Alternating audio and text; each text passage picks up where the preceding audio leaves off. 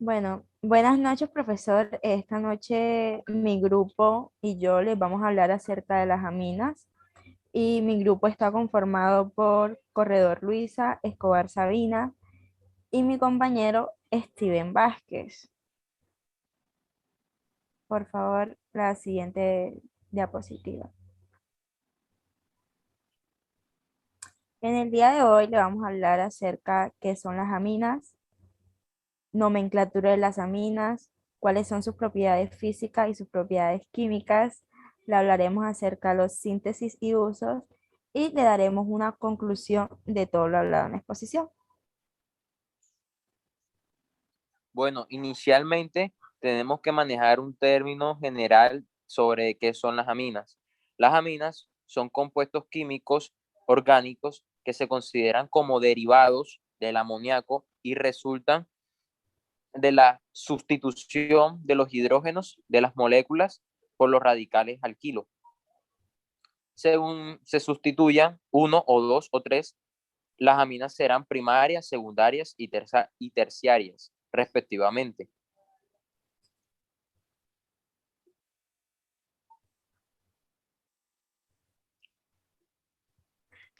Bueno, yo les voy a hablar sobre la nomenclatura de las aminas. Las aminas se clasifican de acuerdo con el número de átomos del amoníaco que se sustituyen por grupos orgánicos. Las que tienen un solo grupo se llamarían aminas primarias. Las que tienen dos grupos serían aminas secundarias y las que tienen tres, aminas terciarias.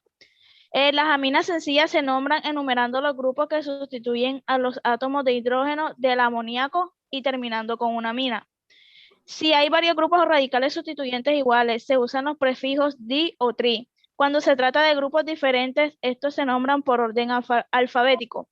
Etil antes que metil o butil antes que propil, prescindiendo del tamaño y terminando con la terminación amina. Porfa, pasa.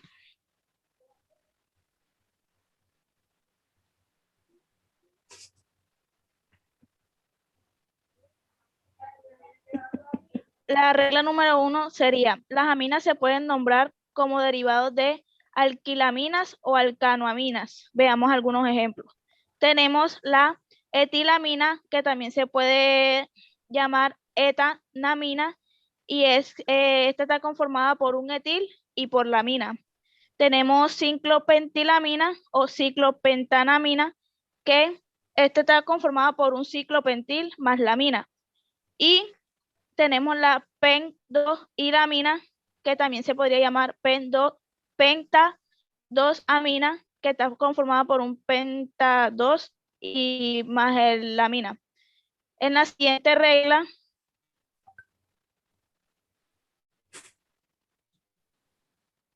si un radical está repetido varias veces, se indica con los prefijos di, tri, si la amina lleva radicales diferentes y se nombran alfabéticamente. Algunos ejemplos son la trimetilamina, que está compuesto por tres metiles más la amina. Está el etil-metil-propilamina, que está compuesto por un metil, un etil, perdón, un metil, un propil más la amina. Y está la isopropilmetil, que está compuesta por un isopropil más metil más amina. En la siguiente regla, los sustituyentes unidos directamente al nitrógeno llevan el localizador N. Si en la molécula hay dos grupos aminos sustituidos, se emplea NN. Esta sería NN-dimetil pentaamina, porque está compuesto por un dimetil más, tiene 5 bases más la amina. Y en el siguiente es NN-dimetilpentano 1.5 diamina. Este está compuesto por un dimetil, 5 bases y la amina se encuentra en la primera y en la quinta base. En la regla 4, que sería la última,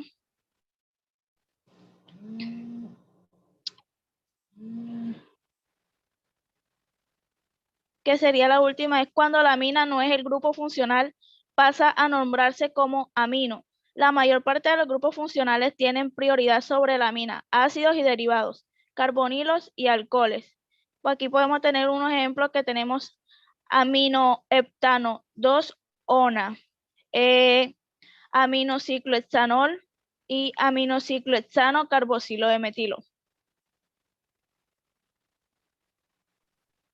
Bueno, entre las propiedades físicas tenemos que las aminas son compuestos altamente polares y que éstas pueden formar puentes de hidrógeno intermoleculares, excepto las aminas terciarias, ya que éstas carecen de hidrógeno sobre el hidrógeno, lo que esto explica su bajo punto de ebullición.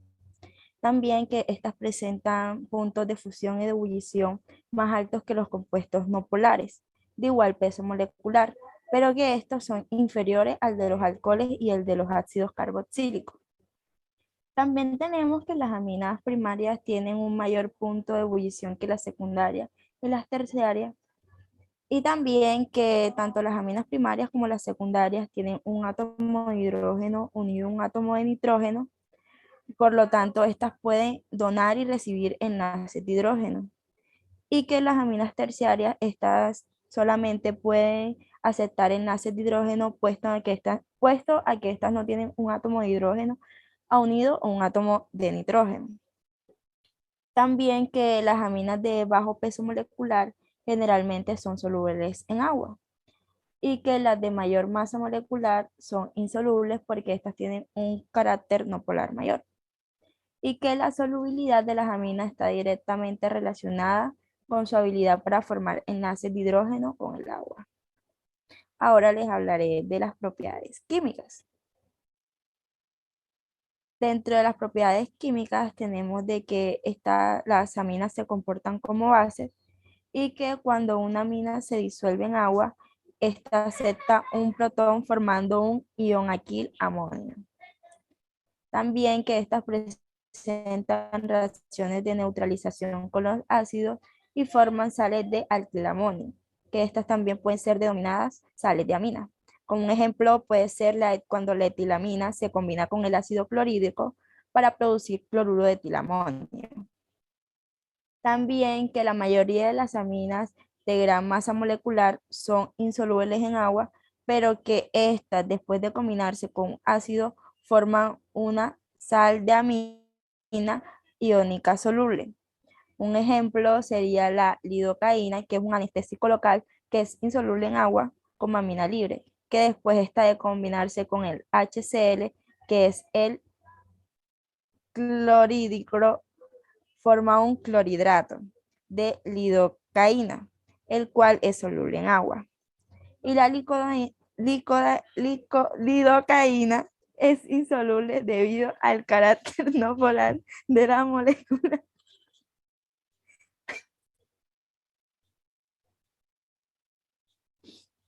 Disculpe. Después de combinarse con el HCl, se convierte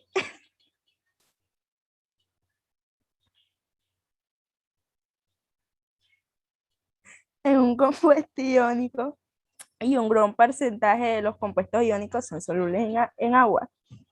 También que muchas de las aminas esenciales en los seres vivos existen como sales de amina y no como aminas.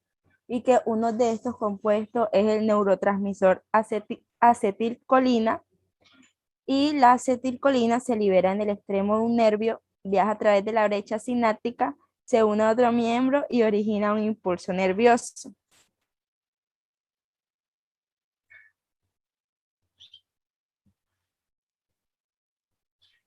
Bueno, yo les voy a hablar sobre la síntesis y sus usos.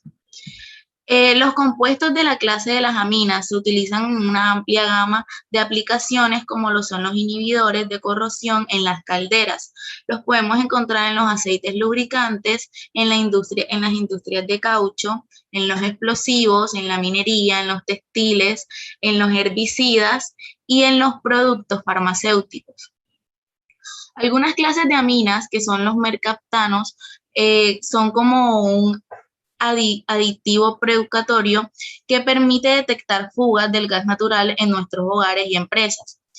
Estas tienen, por así decirlo, bastante amoníaco y se utilizan generalmente en productos que utilizamos para limpiar y cosas así. A pesar de estos beneficios que tienen las aminas, tanto artificiales como naturales, la mayoría de las formas pueden causar efectos secundarios en la salud. Por esto, se está decidiendo no usarlas tanto en productos como lo son el hogar y en la limpieza. Bueno, tenemos la síntesis controlada de las aminas. Para evitar las alquilaciones múltiples se producen en la reacción de amoníaco en las aminas con los alejoruros de alquilo. Se emplean métodos alternativos que hacen uso de necrofilos nitrogenados, como podemos ver en la imagen, que son incapaces de provocar polialquilaciones. También existe lo que se llama la síntesis de Gabriel, que es comúnmente conocida, y este método permite la alquilación controlada de aminas primarias. Por otro lado, tenemos la reacción de halogeruros de alquilo con el anión acida. En la reacción SN2 de aruros de alquilo y el ion acida genera ácidas de alquilo, que por reducción proporcionan aminas. En la imagen podemos ver el proceso. También está la reacción de los halogeruros de alquilo en el ion cianuro. En esta la reacción SN2 de aruros de alquilo y de ion cianuro genera cianuros de alquilo que por hidrogenación proporcionan más aminas. Y en la síntesis por aminación reductiva, que es una de las más comunes y más utilizadas, se proporcionan por diferentes partes. Primero, para producir una amina de primera generación, se hace reaccionar un aldehído o una acetona con una hidroxilamina y entonces, como podemos ver aquí, se produce una oximina.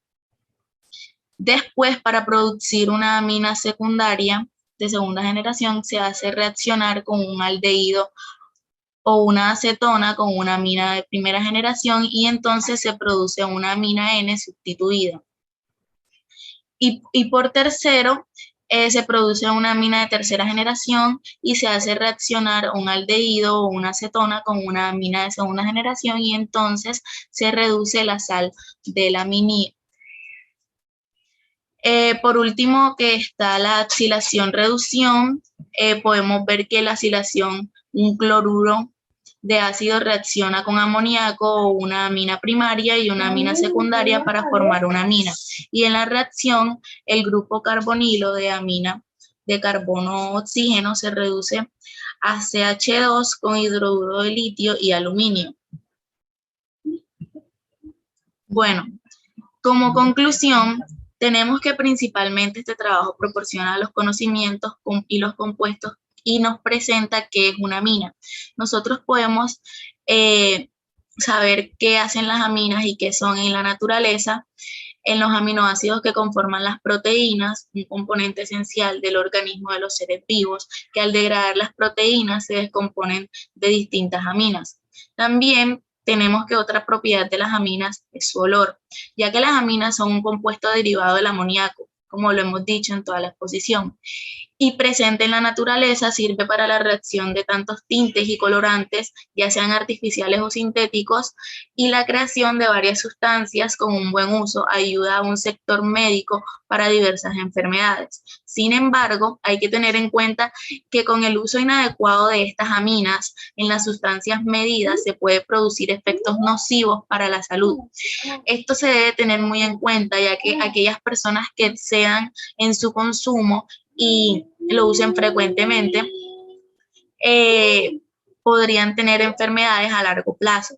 En conclusión, el uso de las aminas debe ser controlado para que no se genere ningún efecto perjudicial en las personas. Muchas gracias por su atención.